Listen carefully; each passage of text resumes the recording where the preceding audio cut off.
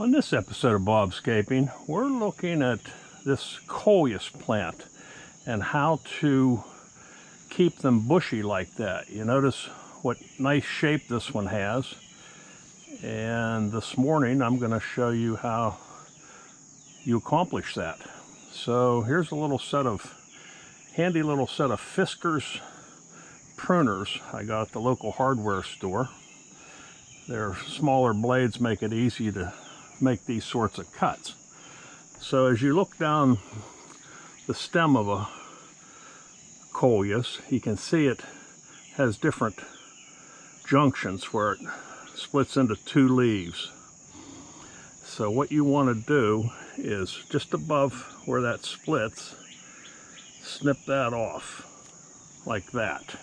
And what that does, it will then direct growth two different ways. So instead of having one stem, you'll have two. So we'll go over here and repeat that. Same here. And what you can do is as with most shrub pruning and plant pruning, trim off your longer ones or shorten up your longer ones to create the shape you want. So here's one that's kind of protruding out this side. So we'll shorten it up even a little further. We went down one more. We could have cut it here, but we went down one additional stem. Same here. We'll go down to there.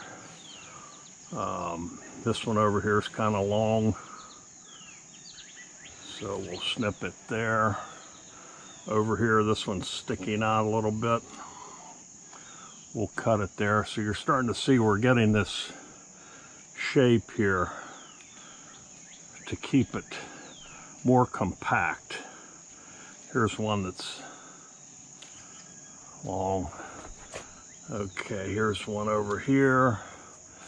So you get the general idea. So that's the way you create a better shape on a coleus and other plants as well. But I thought this would be the easiest video to make this morning.